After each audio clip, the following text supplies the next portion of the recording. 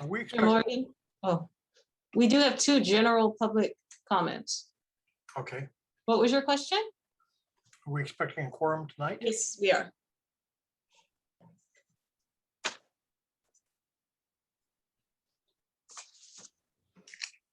They got 2 minutes.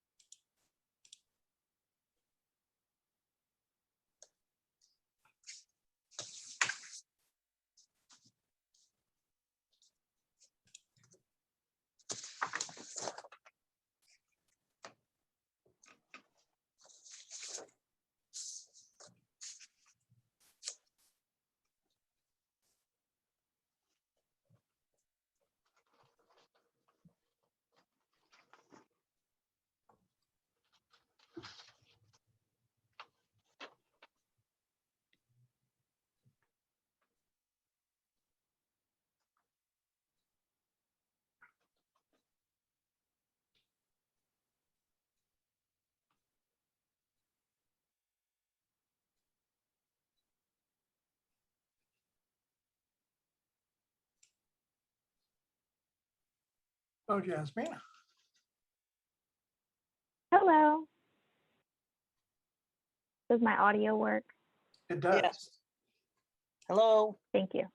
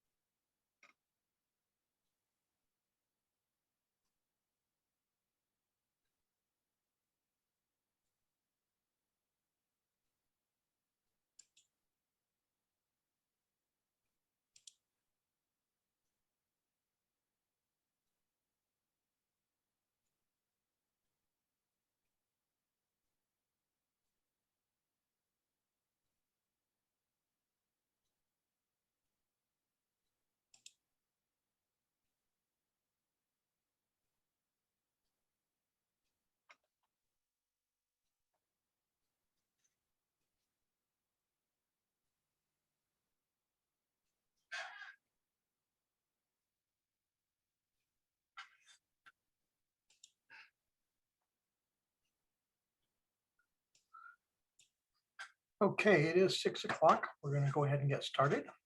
I'll call the August 4th meeting of the Sacramento Housing and Redevelopment Commission to order. Roll call, please. Amanfor? Boyd? Griffin? Morgan? Here. Nunley? Osmany? Here? Ross? Present. Schumacher Hodge? Stajabu? Here. Starks? Here. Wu? Here. You have a quorum. All right, thank you. Because the meetings are currently being held remotely for options for comment include comments may be emailed to publiccomments@shra.org and they will be read into the record during the meeting. Comments may also be made by phone by dialing 888-970-1444. To comment during citizens' comments agenda item, please call after roll call has ended. To comment on specific agenda item, call at the beginning of that agenda item. We request that all commissioners and staff participants mute microphones unless they're speaking. And due to using Zoom, we'll be asking everybody for comments on each item and looking for waving hands, both physical and the electronic. Tonight, items 3 and 4 will be heard together. Is there any other changes to the agenda? Seeing none, the agenda is set. We'll go on to citizens' comments. Laura, could you please read the intro to citizens' comments, please? While the commission welcomes and encourages participation in the commission meetings, please limit your comments to 3 minutes so that everyone may be heard.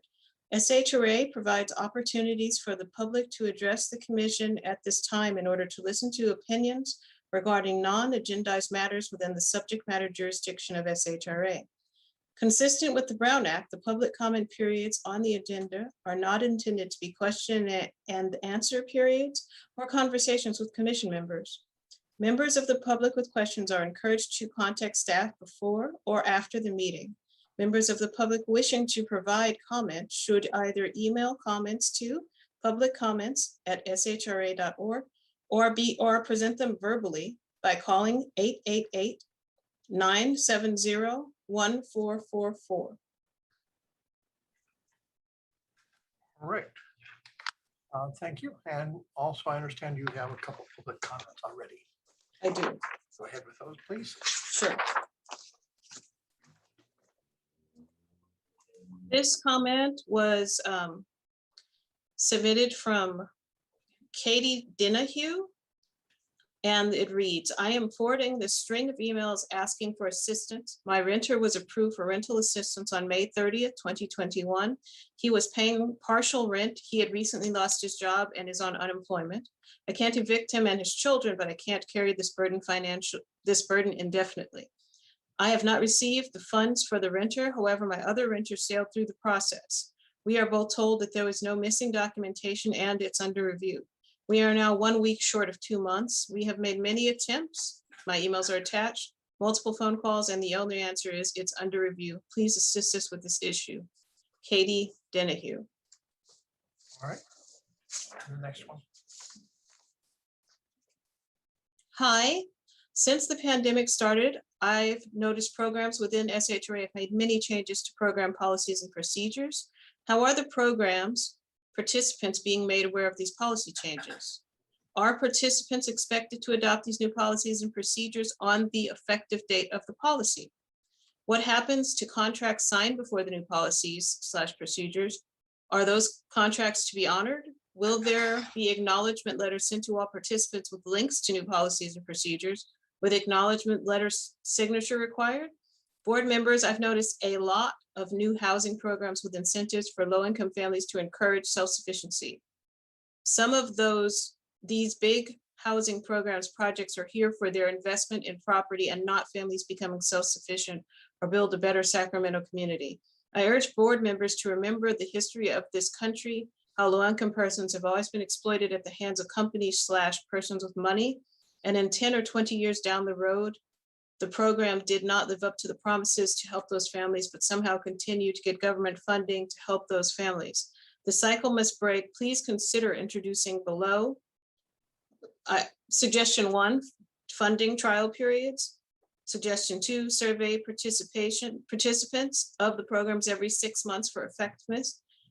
Suggestion 3, communication platform for participants and family caseworkers. Suggestion 4, gather data of the program yearly. Suggestion 5, an interactive, participant-friendly SHRA portal with upcoming announcements, new policies, procedures, jobs, resume building classes, and how to file a housing complaint and more. Thank you, board members, for your time. Nikisha Barthel. Thank you very much. That takes us to the minutes. Any corrections to the minutes?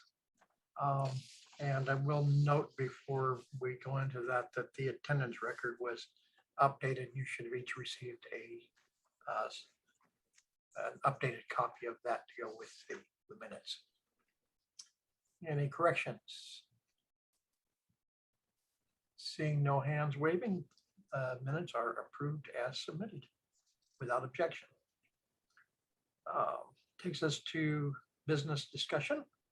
Item number 1, the Tax Equity and Fiscal Responsibility Act, TEFRA hearing, approval of tax exempt bonds and commitment of home investment partnership program home funds to Northview Point project. Good evening, Commission. It's Christine Weichert with Development Finance.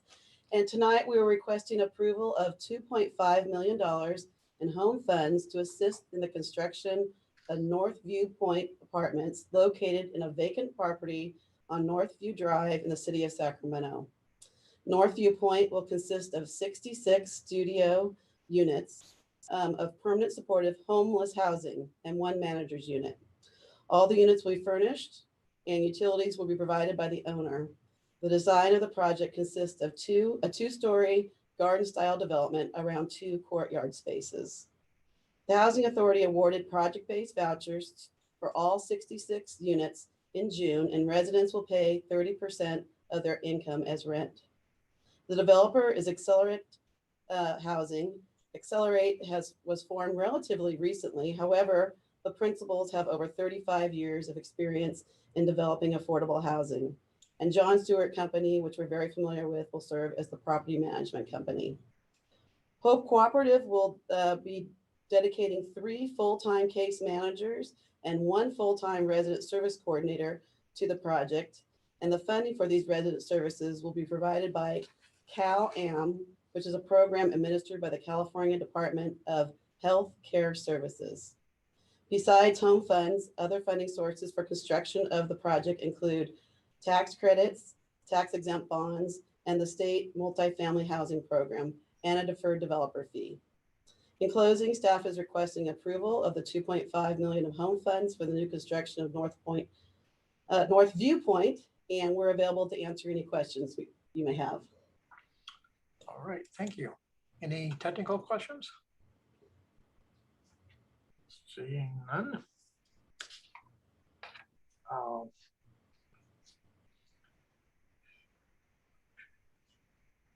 Is there any public comments submitted on this, Lara? There are no public comments. Okay, then that would take us to any raised hands. I see none of either type. Well, Gail, I just want to know how many new homes or how many new buildings or places will this development create?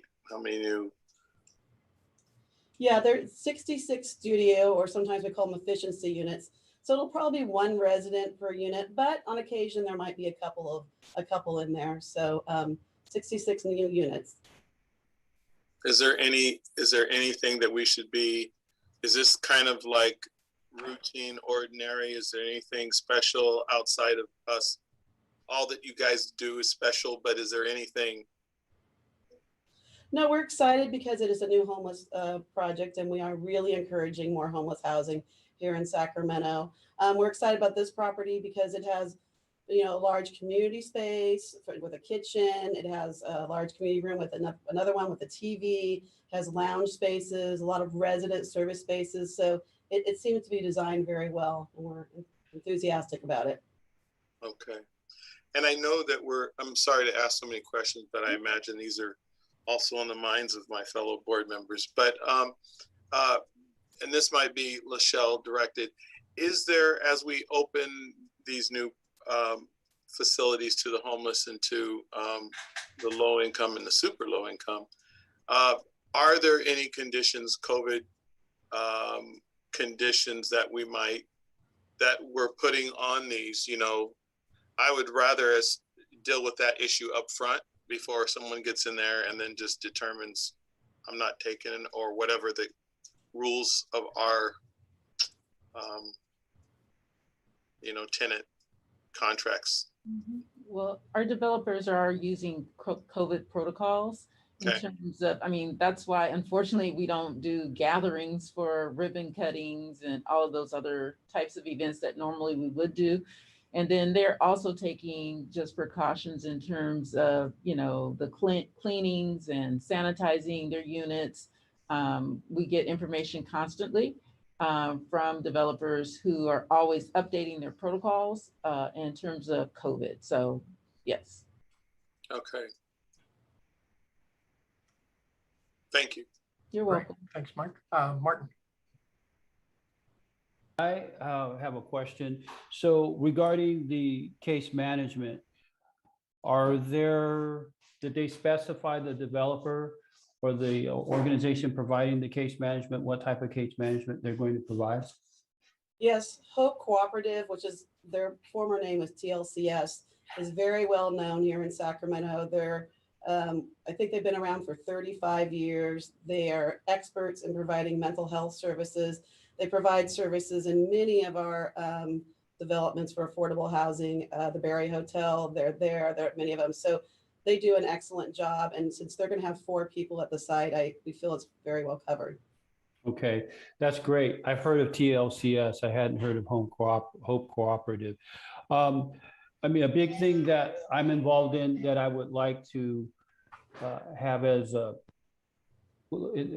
try to understand if they're doing it, and I know we do it within SHRA, or as I'm learning about it, about some of the things we do. What about workforce development? I mean, I am totally supportive of affordable housing. We're going to need more of it. However, we're also going to need, opportunities for individuals to get into employment, and perhaps, I know it's permanent supportive housing, but perhaps they'll be able to move on, so that frees up spots for others. So as they, develop in their career skills, is that part of the case management? Yes, we always require resident services. Not all affordable housing agencies do, but we do. And especially with our workforce housing developments, we want to have workforce development. You're right. With a homeless permanent supportive housing program, we will try to have those programs as well. But sometimes they're not, the residents have to work up to those sort of programs. Exactly. Oh, for sure. I just wanted to, from my perspective, recommend that it continue to be part of the process and be a robust part of the process. Otherwise, we're just going to continue to build, and we need to have not only build, but help people move on to greater levels of self-sufficiency. So that's my perspective. So that's great to know. That's definitely something that I would like to learn more about with respect to what we do in SHRA. Thank you. All right. Jasmine, I saw your hand up for a moment. Martin actually stole my question, so it was Okay, answered. cool. Emmanuel? Yes, I have a question. I want to make sure that I was actually looking at the right contract, the right document that you guys sent. So just to confirm, you guys stated, I looked at it, it stated that you guys have a designated smoking area? Typically we do, yes. Our units are typically 100% non-smoking, but Okay. we do outside, there'll be a smoking area in case people do want to gather and smoke. Yeah, because I think when I looked at the contract, it stated something that 50% would be non-smoking and the other ones would be outside. But it was kind of weird to really understand that language in the contract, in the document that I sent. Yeah, I think you're looking at the loan commitment where we lay out our requirements. So thank you for pointing that out, because I'd forgotten that on this one. Most of our projects are 100% smoke-free. However, with homeless and permanent supportive housing, we do have a caveat in our policies that allow for 50% of the units to be smoked in. And the reason we do that is because we know a lot of folks coming out of homelessness or coming into housing for the first time, they're dealing with a lot of issues, and asking them to give up smoking when they're giving up so many other things, or learning to, work with, inside, that we allow them to smoke. But I know that Accelerate wants to do 100% affordable, 100% smoke-free if they can. So that's their goal, but we are allowing them to have a few smoking units if need be. Okay, all right. That's just a concern when it comes to as far as fire and everything else like that. And I guess the other thing when I was reviewing the scope, I think you guys stated that the buildings would be developed, said that you would use low or no VOC paint will be used. That's volatile organic compound. And it's usually harmful. So, I mean, I'm a public health person. My whole thing is all about public health. So my question is, when you guys stated low to no VOC paint, what does that mean? So that is not a question I can answer, but I do have Peter he's from Accelerate on the line. Peter, if you want to unmute yourself and maybe you know the answer to that. Yeah, Thank hi. you. You know, I'm a developer, not a contractor, so I can't speak to the technicalities of low to no VOC paint. What I can say is that that's a common requirement among every funding source in California, both at the state level and municipalities and counties like Sacramento. There's a pretty universal ban on using paints that have volatile organic compounds in them. So we try to make sure that we use, you know, stuff that has low or no VOC. And when they say low, typically it's like, you know, we're talking parts per million, not you know, something material here. Okay, I wanted to really confirm whether or not that was just a standard that you guys tend to just put up there, because I do know that VOC compounds have been proven to contribute to like many health conditions, including cancer, breathing difficulties, dizziness, headache, fatigue, blurred vision. So those are a lot of concerns when it comes to me when I'm reviewing these type of things, and especially when you're having those population living there, it's just something to just, I mean, it's going to exacerbate our healthcare system. So I look at things in the long run. So it may not really affect them, but just by reading it, that's the only thing that really, you know, caught my attention with that. Noted. Thank you. All right. That's thank it. you, That's all the questions that I have. So, Mr. Chair, Mr. Manuel, if you don't mind following up on that, I think you've educated me. I know the rest of my board members already knew that stuff, but I think this might be an opportunity for us to, you know, Madam Executive Director, will that alter the agreement, or Peter, would that change anything if Mr. Emanuel's call for maybe no, what is it, VOC? Yeah, I think that what we have to consider is that those are meeting the state's requirements. Does that mean, okay, in terms of, you know, what can be placed into affordable housing. So, I mean, we can verify and probably give you some more detailed information, but my history of working with this in all of the developments, that's standard. Because we're very sensitive to exactly those same things. Anything, you know, that has lead or anything of those types of things, we would remove from any complex that we're working in. So let us get you some information to what low means and how that meets the standard requirement. And maybe I should have added this. I usually don't add this to my presentations, but we have construction staff here at the agency, and every project that we do, we have multiple construction people review the scope of work to make sure, like Michelle said, things are as they should be. So I'll get their help to respond. Yes. But I do feel pretty confident that it is very minuscule. They probably can't say no because it may be some very, very small amount, but let's get that information to you. Thank you, Emmanuel, for your question. Yes, that's a great question.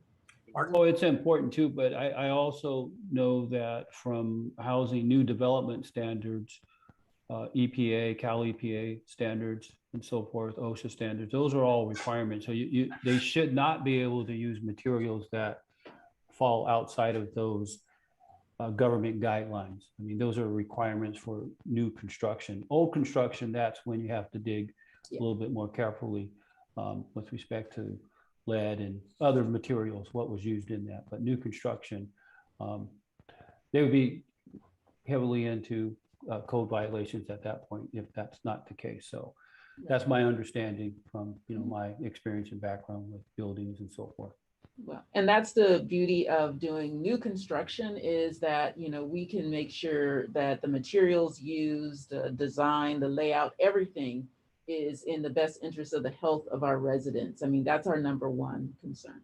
And thank you for raising that. So let's get some information to you so that we can all be very clear. All right. One of the great advantages of having an 11-member team here is we all have our own specialties and we know stuff nobody else knows. So that's great. I will accept a motion on this item. I think Barry had a question. Oh, I'm sorry. Barry, go ahead. You're still muted. Thank you, Chair. Thank you, Sam. Almost forgot my question. My question, Christine, I believe you stated it, but I'm just making sure in regards to the availability that each of the units are for individuals, unless there's a couple, then of course, you know, a couple comes together. Just I'm just making sure that that is correct, that we are offering individual spaces if you are an individual, so it's not the can't think of the word. It's not shared No, housing. yeah, It is no not. roommates, no Thank roommates. you. Shared housing. Thank you. Fantastic. That was it. Thank you. While you have the floor, would you like to make a motion? I move we approve. All right. Do we have a second?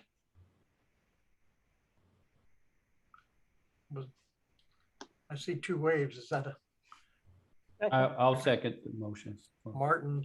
Martin said it out loud first. We have a motion and a second. Lyric, roll call, please. Amendment 4, Aye. Boyd, Aye.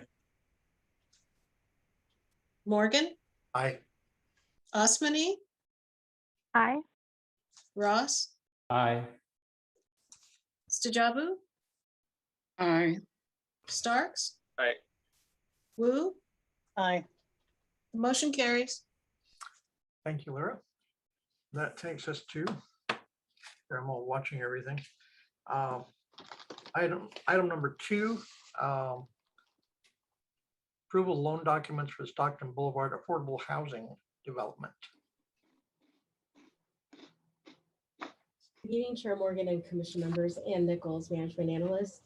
In May 2021, City Council approved a $15 million loan commitment comprised of $10 million in City General and Measure U funds and $5 million in Housing Trust Funds and Mixed Income Housing Funds to Mercy Housing California for the new construction of 4995 Stockton Boulevard Affordable Housing Development.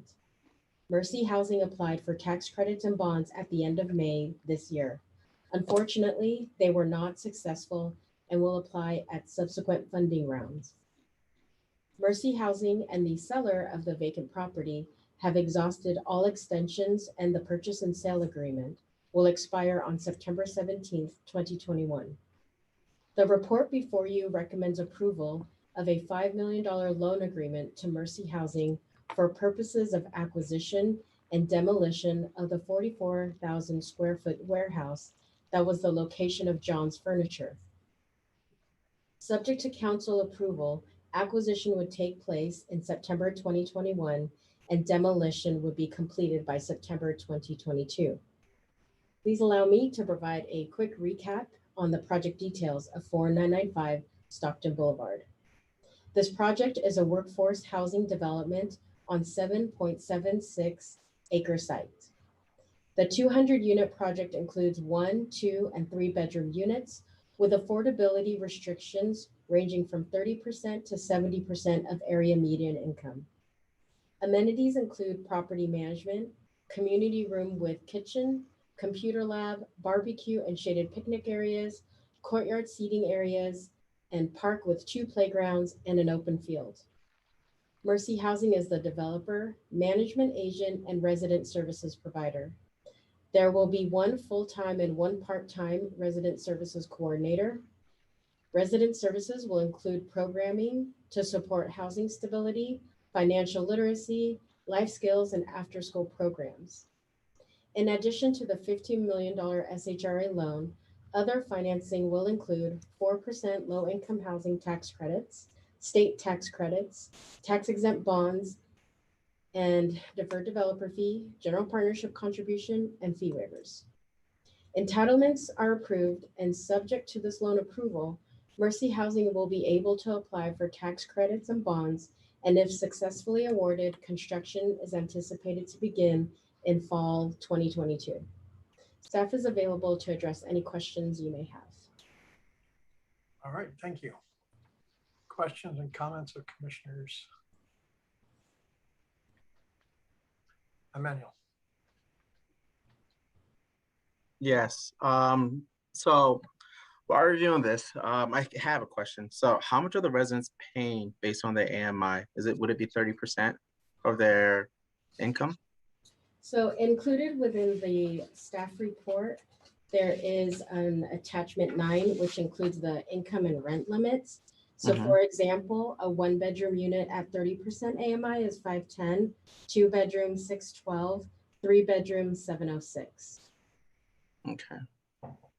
And the other, I'm sorry, can I continue asking more questions before Barry go, or? You've got the floor. Okay. All right. So the other question that I have is, I noticed that the percentage of the AMI, as far as the 30% AMI population, is I think 13%. Is there a possibility for that to increase? Because I think my concern is this. Right now, we're currently in a homeless crisis. And how can we actually resolve the homeless crisis when we have proposals where there are more than 86% of the units are being dedicated to people who are moderate to very low income? Right now, the financial structure could change in the future, but in order for the project to pencil out, the project can afford only the 27 units at 30% AMI. But there are also, even though we think they're high at 60 and 70, there are a lot of the units at 50% of area median income. And this is, although there's the 30% AMI, this development is designed more for workforce housing. Interesting. Thank you. Just to follow up, in terms of workforce housing too, we really do need to address the continuum of need that's in the community. And while we do understand that people who are homeless, who are coming into, those are probably units that are better served to, like the project we just spoke about, in terms of the intense wraparound services and the focus on moving people in and getting them sufficient so that they can move on or not. It all depends. But in this particular project, if you're looking at people who have extreme rent burdens, who are paying, way more than 50%, they are struggling just to stay afloat, and they need this type of housing for sustainability. The first thing that we notice with families who are really, really struggling to pay rent is they cut back on food. So even though I know it sounds like, oh gosh, why can't we have even more at the 30%? Those are other programs really do serve those residents more, like our housing choice voucher, our public housing, and other types of programs. So it's not as if we ignore that. It's just this continuum of housing that we are always looking to create to address all of those needs.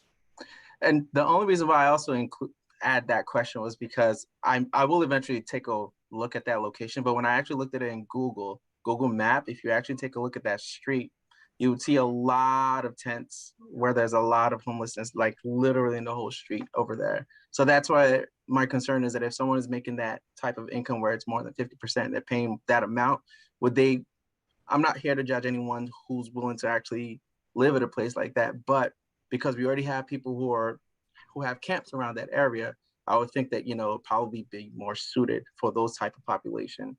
But that's just a comment. But I understand that there are programs that are already being developed for it, but it's just something that I had a question about. Yeah.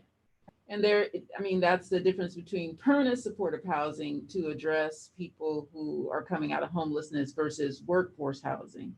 And in fact, on that street, we do have another project, Boulevard Court, which has been there for quite some time, that only takes homeless individuals. So that's very close by to this project.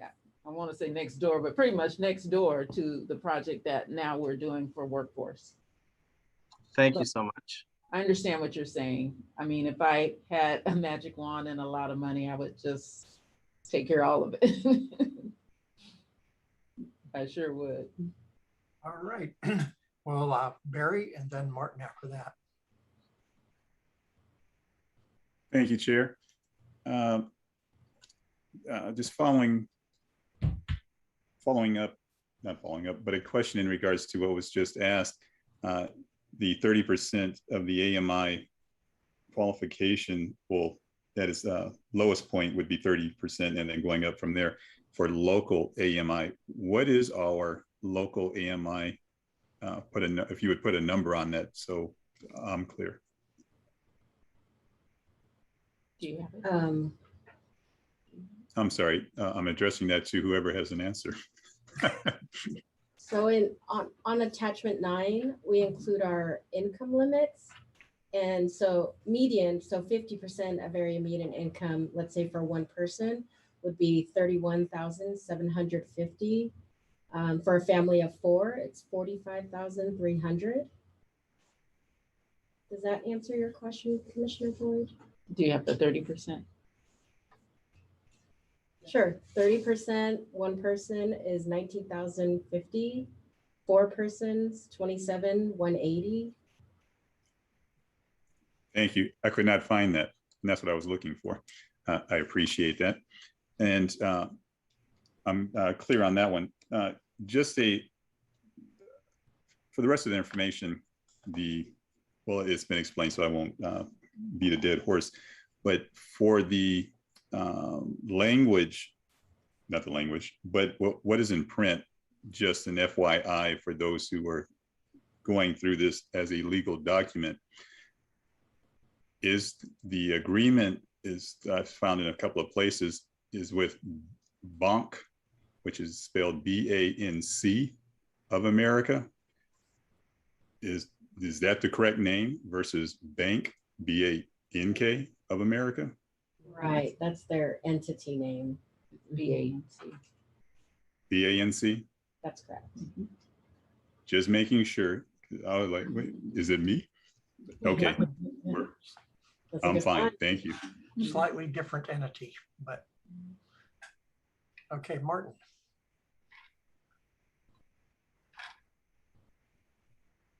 My question has to do with the definition of workforce housing.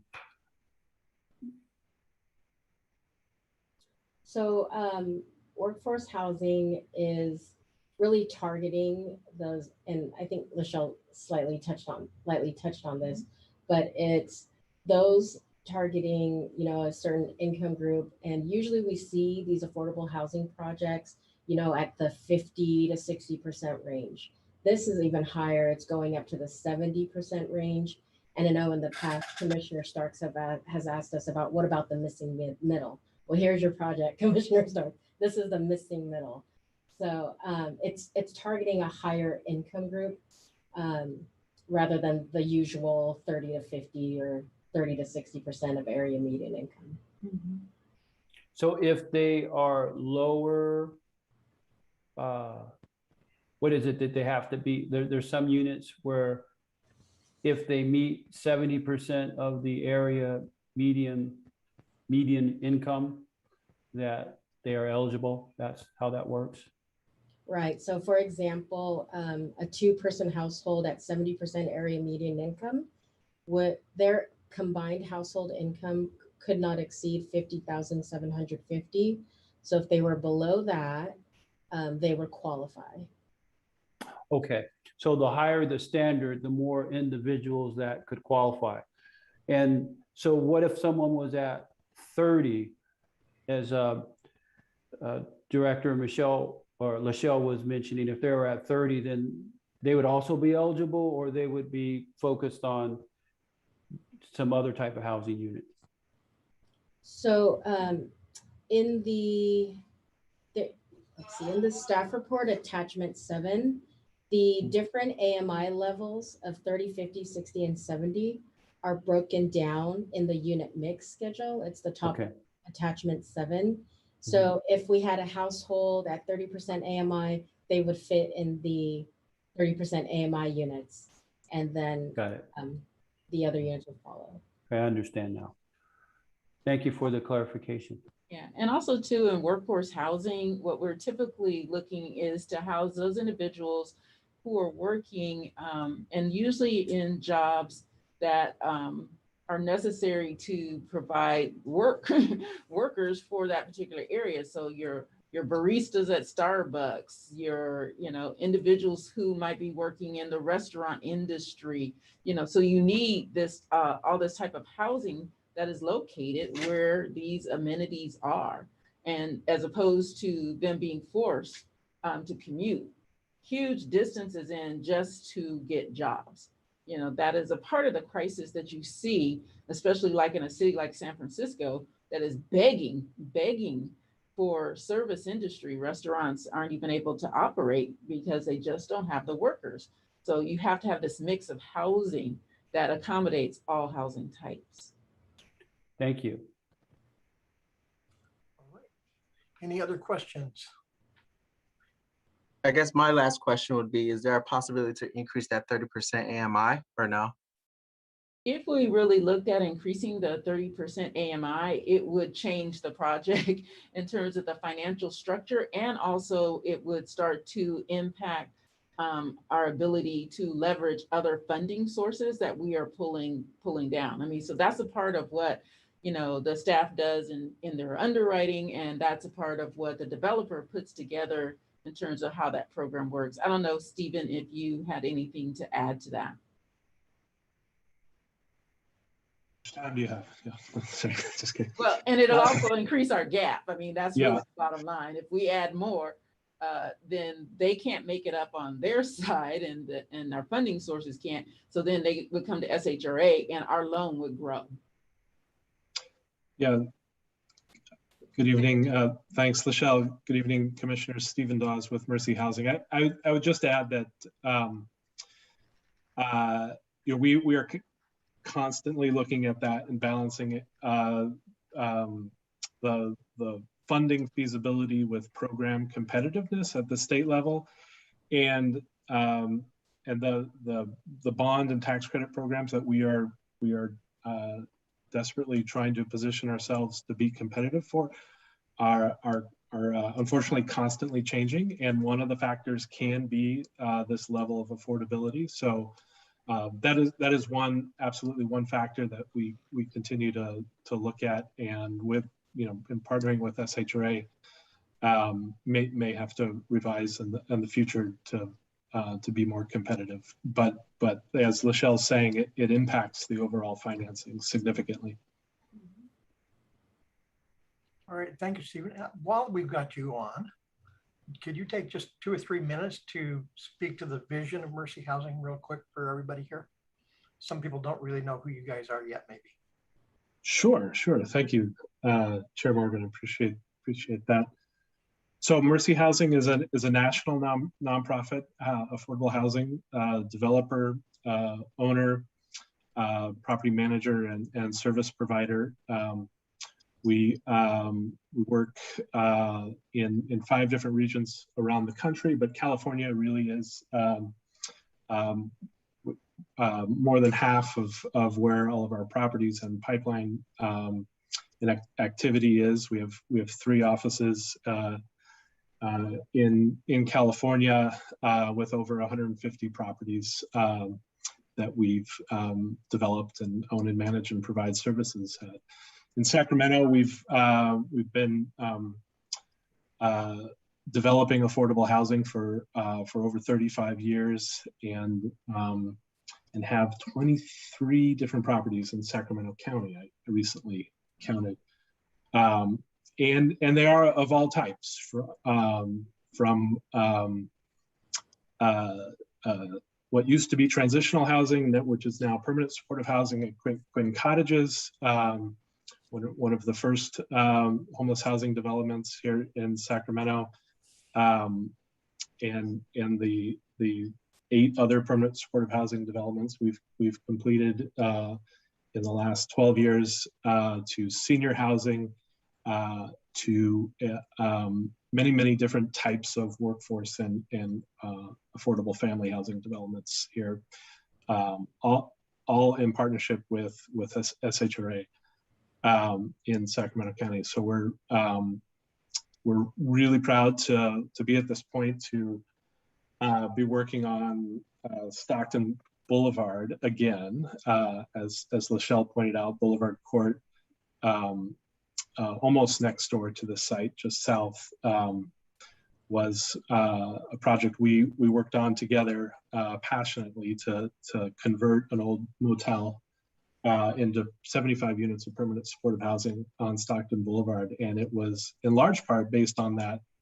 success that some of the local businesses and other associations asked us to take a look at this huge vacant site in the middle of this otherwise vibrant portion of Stockton Boulevard that has perplexed so many other commercial developers to try and get something done on this vacant part of land. And then when the UC Davis Aggie Square project really got going, that put a lot more wind beneath our wings and the effort to really push up the unit count to 200 on this project, which is fairly large for most new construction affordable housing developments these days. It's both a challenge to operate and a challenge to finance, but we're happy to be partnering with SHRA to try and meet that challenge and meet the needs of Stockton Boulevard and the vision the community is putting together for the growth that's needed there. I would have to say that, we've done many projects with Mercy. They're outstanding organization and the work that they have done here in our community.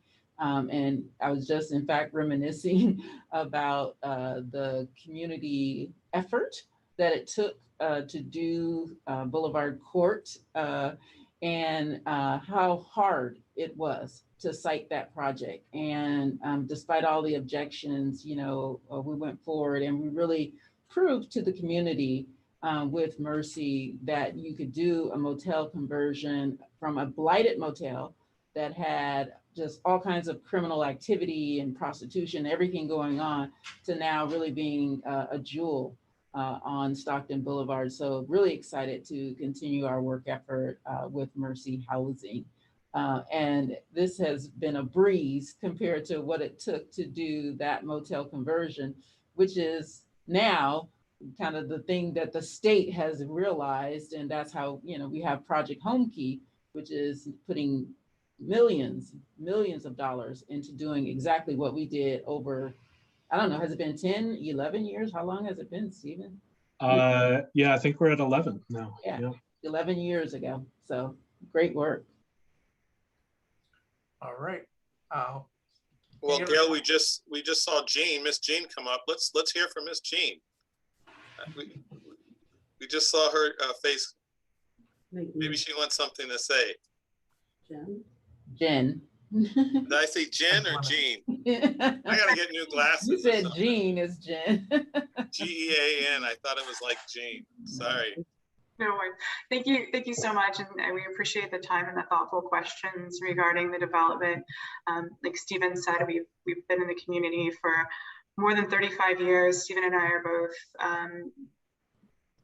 local to Sacramento. We have a robust presence here, and we're committed to the work that we do here in the community. Our experience on Stockton Boulevard with Boulevard Court has been incredible, and we've built really great community ties and established a positive reputation there. And I think that, like Stephen mentioned, that's why community organizations like the PBID and other folks approached us about this development. This is a different type of development, specifically being workforce housing and bringing forward a real range of affordability from 30% to 70% AMI, this 40% swing that we think will much reflect that of a traditional community and the income range of that you would see in any neighborhood, which is something that we're looking forward to achieving with this scope of a total of 200 units and extending that neighborhood geography and footprint further south. So we appreciate the time, and we appreciate the commitment of the staff and the department to work together on this project. Great, thank you. Is there any public comment on this, Lyra? You have no public comment. See, now if it had been Boulevard Court, there'd have been a whole bunch of people protesting. But they've learned now. So, all right, seeing no other hands raised and nobody waving frantically at me, I'll go ahead and take a motion. Move we approve. We have I move. Motion by Sajabu, second by Wu. Roll call. Okay. Amanfor, Aye. Boyd, Aye. Morgan, Aye. Osmani, Aye. Ross, Aye. Stajabu, Aye. Starks, Aye. Wu, Aye. motion carries. All right, thank you. Thank you. This takes us to items number 3 and 4, which will be heard together. Item 3 is the approval of amendment to, I'm trying again, approval and amendment and restatement. Lyra, would you read the titles of these two, please? Certainly. I know when you're- Approval of amendment and restatement of lease financing documents related to the 2008 acquisition and rehabilitation of office building at 801 12th Street, Sacramento, California. That's a city report.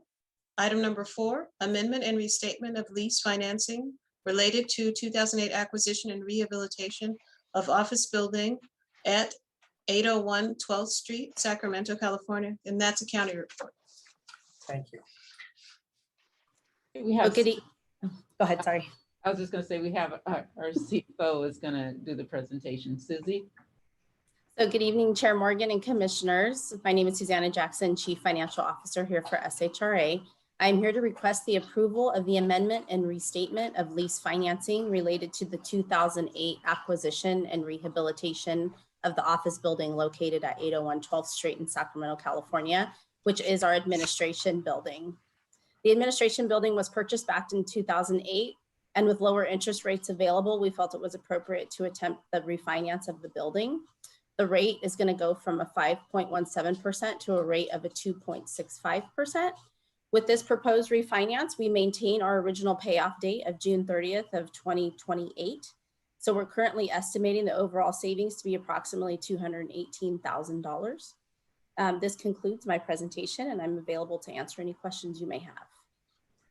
A long title for refi. It is. So questions, comments? We'll start with Barry. Thank you, Chair. I do have a question, being a bit of a smart aleck here in the, but actually, never mind. I just answered my own question. Never mind. Okay. That was quick. Martin. So the question is, when you say the payoff would be in 2028, Yes. would SHRA then own the building? Is it a lease to own? Yes, so it's just the structure of the way that the financing back in 2008, that basically Bank of America, BANC, they structured it as a lease with, because there is another party involved who is basically like the financer. It's the Public Property Financing Corporation of California. So that's how it was written, was as a lease agreement. But yes, it would be owned. Okay, yeah, because the term lease kind of threw me off, and I was thinking, was it, some sort of mortgage? So essentially, it is a mortgage. Is that correct? Correct. Okay. Yes. All right. Because my question would be, well, why don't we own our own, SHRA own its own building. And my other question would be, why is it not just purchased outright? We don't have the funding for that, or is it better to? This was do a really lease? complex financing agreement way back in 2008. You know, we were part of the redevelopment agency of the city and the county. So it was very involved. We've been working at this for almost a year just for the refinance to get all the parties involved in their new structure as successor agencies, et cetera. So what we did was keep the same structure. That was going to be the easiest way because there have been actions with redevelopment dissolving. Department of Finance at the state level gets involved. So we tried to keep it as status quo as possible so that it would still qualify under the redevelopment agency dissolution law that occurred back in 2012. Okay. So we had to maintain the certain structure of the refinance. And then also back at that particular time, our goal was to move out of other lease space that we were leasing from private landlords and move into our other building that we were at on I Street. So previously our main office was at I Street and our housing choice voucher was on 12th Street in lease space, 2 different landlords. We were able to consolidate all of those individuals, move them into the building that we owned so that we could control their rent. And then that created the need for a headquarters with more space because we were running out of space. So we purchased this particular building. It's structured as a lease, but then we will pay it off over the 20 years and then we will own our own building. So the whole goal was exactly what you're talking about, is that for SHRA to own versus paying indefinitely rent payments. Okay, that makes more sense for our tax dollars. So I like that. Thank you. But it's complicated when we have 5 different entities that were paying into it. But at the end of the day, that was the criteria and why we did what we did. Okay, thank you both. Mm-hmm. All right, any other questions? Any public comment? There's no public comment at this time. Okay, open for a motion. I move we approve. A second? Second. John Wu and Daryl Wu. Roll call, please. Amanfor, Aye. Boyd, Aye. Morgan, Aye. Osmani, Aye. Nunley, Ross, Aye. Jabu, You were muted, but I read an aye. She's waving her hand. Okay, Starks, Yes. Wu, Yes. motion carries. Thank you. I do know how to read lips a little bit. So that takes us to the executive director's report. Michelle, you're on. Not much on our executive director's report other than to remind you that the next commission meeting is scheduled and we will have a meeting on August 18th. And then just to let you know, kind of preview of coming attractions, we're gonna get into our budget process. So you can anticipate that we'll be having the first and the second meeting over the next several months versus maybe just one meeting at the beginning of the month. So just wanted to make sure that you were aware of that. All right. That it? That's it. Thank you. Commission chair report. I'll only say that I remember the process of originally financing 801 12th Street. And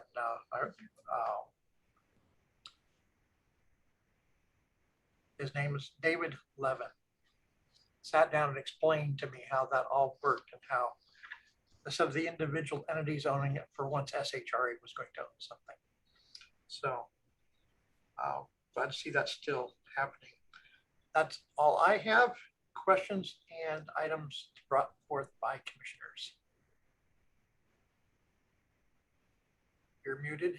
I have a couple. Okay. Wedding announcements. Wedding announcements, right. Old man announcements. A couple of things. So one of the things that I thought that might serve, and this might be directed to the chair, but I think to the protocols, I think we had a couple of comments at the beginning of our meeting. And I think, and I don't know if there's some phraseology or some words that we could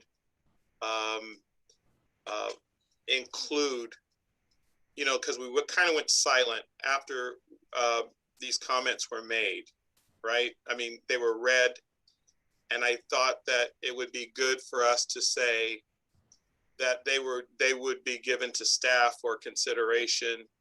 And so I think moving forward, I think what I want to recommend that when comments from the community are made, that we put also into the minutes or into those comments some action statement that would let, you know, just for posterity, if nothing else, that it says that we could say that we're passing it forward to staff for consideration, something like that.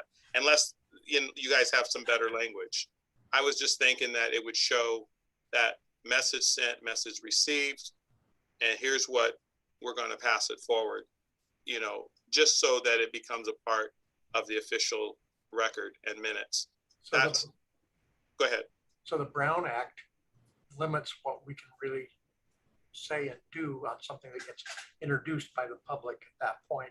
And so we've always had that paragraph that Lyra reads that says that this is not a question and answer period for the commissioners, but is a chance for the public to bring something forward. And the agency has always made it an object of action to hand that off to staff as soon as it's presented in our meetings, to have somebody respond to those. And so I like the idea of saying that of a comment that says the item was turned over to staff. Something like that. Addressing. So, I see that our council has come on, Brad. Yeah, I think what Commissioner Morgan and Commissioner Starks are suggesting would be fine. Yeah, I think Commissioner Morgan hit it right on the head though when he reiterated that public commenting is not for question and answer, but it is definitely something that if the commission so desires, they can ask staff to look into the comments that were made. I would prefer it to be on a case-by-case basis as opposed to a blanket statement, because there may be instances in where the public comments may not lend itself to actually reporting back. And so to have that outstanding obligation for something that may not be achievable, would be difficult for staff to kind of go forward with. So as long as you guys, can give direction on a case-by-case, or in this instance, a comment-by-comment basis, then yeah, I think that would be appreciated. I'm okay with case-by-case, but I think that unless it's really like super duper implied, that it's going to go to staff. But just, I think case-by-case, it's not us committing to do any kind of action, but it really is, it's just, we heard you, and, it will find its way other than to the file 13. So that's all, the only thing I'm saying, not that we want to address it in that time, in that space, but just, that, thank you, Brad, Gail. It would appear in the minutes it was turned over to staff, period. I don't know if it'd be that's the same, but Martin. Yes, I had the same feeling because this is my second meeting. I didn't comment on it because I thought perhaps that's just the standard protocol, but I felt that if a citizen made such a comment, I was thinking that it would be appropriate to respond to that comment. I don't know if we have that ability to do so, as I'm hearing, but I think, as Commissioner Starks mentioned, to at least acknowledge And I think it would be appropriate for council and with the executive director to formulate some wording that it would at least say that something that could be read. And because what I also felt is that we're probably not into the position to comment and say, yeah, that's a great concern, and we should respond to that. That's probably not our role, as I'm hearing. But I think to say that staff will review it and if appropriate, will respond, I think that should be stated. I think everyone should be acknowledged if they submit something. Right. When we met in person, it was really easy because when they got done, then a staff person would go and speak with them outside the room right then. And meeting this way has been not really possible. We've not received that many comments. So we're kind of maybe still learning this process, but if something does come up and we do want to comment on it, we can always ask that it be agendized for our next meeting. Okay. If we wish to comment on something, but if it's of that value to anyone. I'm okay. I'm okay with reading it before or after. You know, I don't know if, you know, like Lyra reads things before people will make their comments, blah, blah, blah. And I'm okay. And I'm not trying to fight. I hear you, Brad. I hear you, Brad. That if it's something that maybe Lyra, it could be a sentence, you know, as she reads in the morning, as she reads the beginning, as she starts, that all comments will be forwarded to staff. That will be fine with me. I'm just, you know, it just felt kind of odd that we just took this, you know, no comment and we just kept moving. But I felt it too. Okay. It was like, and while, but there was nothing to do. So if Lyra could, you know, I mean, Lachelle, you know what I'm saying? Like when she does that reading at the beginning, the comments, so-and-so, blah, blah, blah, blah, blah, blah. And it could be even just a sentence that says comments that are made will be, you know, Brad, you can probably come up with a sentence that would be generic, that all things are going to be forwarded to staff for consideration before they go to the board. I don't know, whatever, but I'm okay with that. There are some things that are directed towards the commission itself. So all items will be forwarded to staff or commission as determined. I'm okay. Something like that. But yeah. I just want to, if I could just intervene. Sure. I think Commissioner Morgan is right. You know, when they're in-person meetings, as you who have been on the commission know, anyone who shows up and has any type of comment or issue or complaint, that's why the department heads from every single department are at the commission meeting. They go out, they talk to, address, and follow up. But I don't want you to think that just because we're in Zoom format, that those things don't still happen. You know, if someone, it's the same, people send me emails every day and you know, we follow up with them. We look into what their issue is. This is no different than that. So I don't want you to think that we just ignore them just because we're in this format. No, that is not the case. We do follow up and look into what they have raised, because our whole goal is to make sure that we can address whatever problem or issue that they are currently having. Maybe we can come up with a sentence that says that succinctly, that we can say after each public comment in this format. So, Emmanuel, I see you have your hand up. Yeah. Of course, I'm not going to beat a dead horse. I do agree with what Sam and Martin are saying. The only question, as you probably just kind of answered right now, Lachelle, was that you guys do follow up with them. I guess my first question was earlier, Gail, you said that we would let them know that a staff person would follow up with them. I just want to know what would be the initiation of it. Would it be, well, should we just assume that a staff person would automatically be following up with them?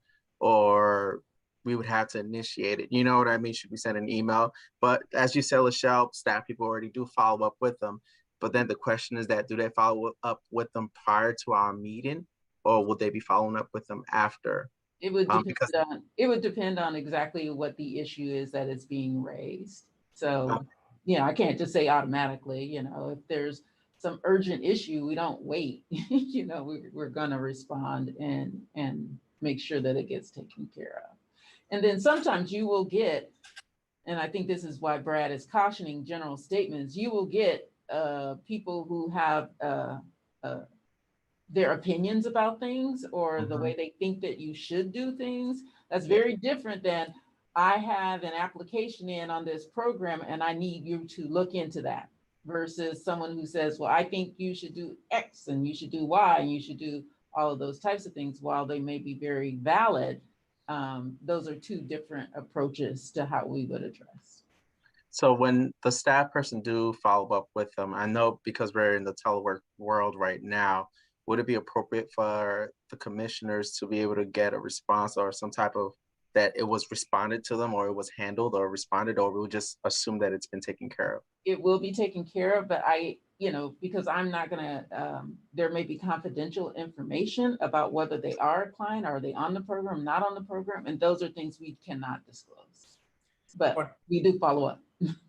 What the agency could do is put a note in the minutes after the comment that says, exactly, this was referred to staff, or this was referred to some entity somewhere else. If someone comes and is complaining about food being delivered in something, that might be something that we would never have anything to do with, but we might know that if we referred that to somebody else, the food bank, say, that might be addressed for the person. So sometimes referrals are made outside of the agency.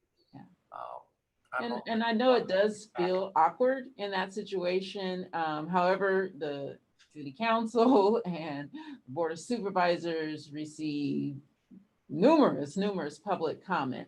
And those are things that staff is there, they're recording, they're paying attention to what those particular issues are, and they do influence, the follow-up. So I think for me, it was just the optics. Given that we're in this kind of environment that's, video, typically we see you guys rush off over there. But I think it's not a bad thing for us to say, all comments will be some generic statement that we, prior to or whatever, so that everyone knows that comments will be sent to staff or board as appropriate. Something generic, and I think that you're starting to write the language there, Sam. Well, I didn't want to do that, but if someone's watching this, right, it's not about me. It's not about, most of us know, but I think it's the optics. If someone's watching this, right, for nothing to happen, for that to go silent.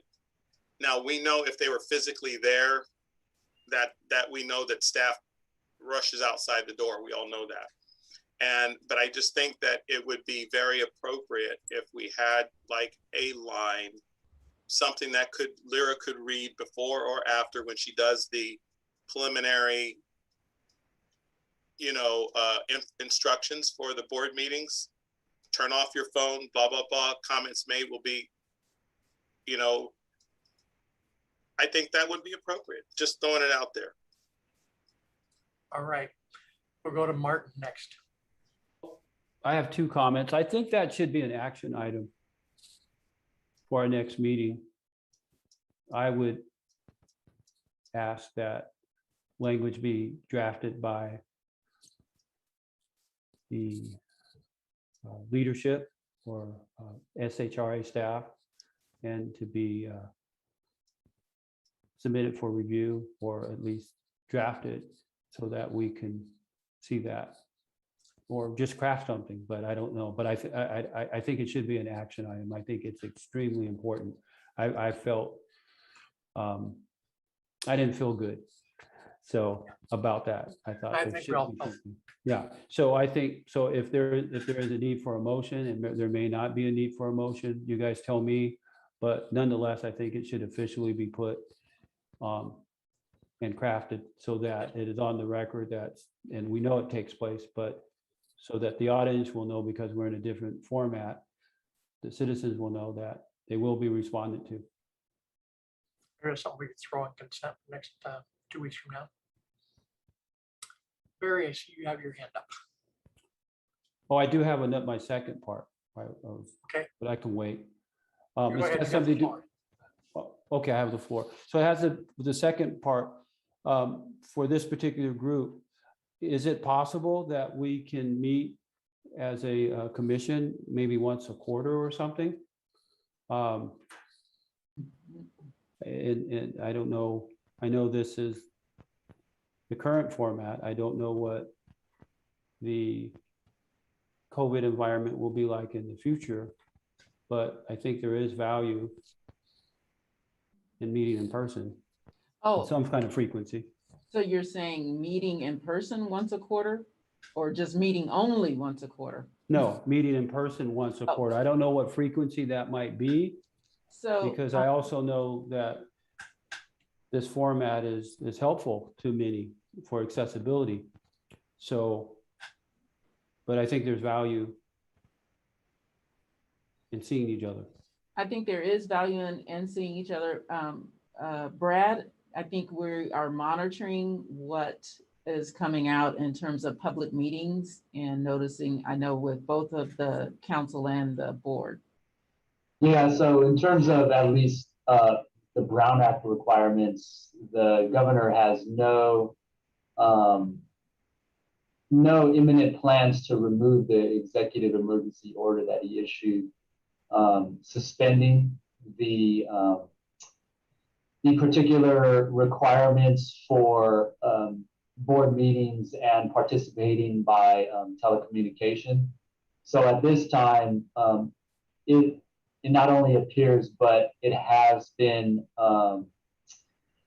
encouraged that these meetings, all public meetings, remain socially distanced and preferably achieve that through virtual, as opposed to even spread out within a chamber. So that's kind of the current guidance, at least from the legal side of it, just in a holding pattern. Okay, thank you for that. That gives some clarification. I didn't know it was to that extent. Thank you. I could work on a loophole. I think I know where I could find one. Barry, you're up. Thank you, Chair. I was trying to find something online real quick. To Executive Director, well, both you and Council, in regards to not changing policy, but just changing procedure, which is adding language with the commissioners have asked for, by, again, just procedure and not policy. Can we do that? Or let me just ask the question. Does the housing authority, i.e. the city council and the county supervisors, have to view whatever additional sentence we may add to the statement that is read prior to our meetings? Or can we just speak, again, because it's not a policy change and just a procedural change, can we do it within ourselves? There's no legal requirement that they opine or approve if the commission so desires us to do so. So the answer in short is no. Fantastic. The certain Commissioner Ross's question was answered in regards to meeting as you said, Brad, with the Brown Act. Prior to COVID, I mean, we just can't meet as a collective body at one time, period. That is just in the policies of any commission. I believe it's a maximum don't quote me, but I believe a maximum of 3 commissioners per commission or 3 board members per board can meet, but not beyond that. Again, it is in writing and Correct. So Correct. your point, You're I'm sorry, correct. go ahead, Brad. You're correct that generally there's a limitation on members of a board or commission meeting together. And I believe you're right that it is no more than 3. Also, I mean, there are certain exceptions, which I won't get into, but generally speaking, yes. And the reason is because any discussion of business needs to take place at a public meeting, needs to be noticed so that the public is able to attend and give comment if necessary. So that's where the rules and the prohibition comes in. Thank you for that, Brad. And lastly, just asking, because which I failed to ask earlier, hopefully there were no injuries to anyone when the vehicle had crashed into the headquarters building. Was that earlier this week or last week? Everybody's okay? Everyone is okay. Fantastic. I think Mark picked up a little extra funding maybe for that building. Thank you, Chair. No, we were very fortunate in the fact that the room was empty. It is a room, you know, where sometimes you have quite a few staff, and it was empty, so no one was hurt. So we're very, very fortunate and glad. I have one last question. This is the last one. Do we have veterans housing? I'm aware of a development in Stockton, and I was curious to see if we have that. Yes, we do. Okay. Anything else? Or does everybody want to go home?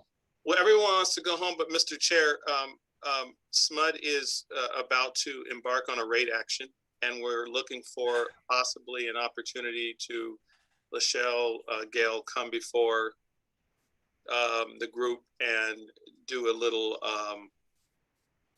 dog and pony show, little presentation. And I could connect Lachelle, your staff, to someone at SMUD for that, if that's okay with you.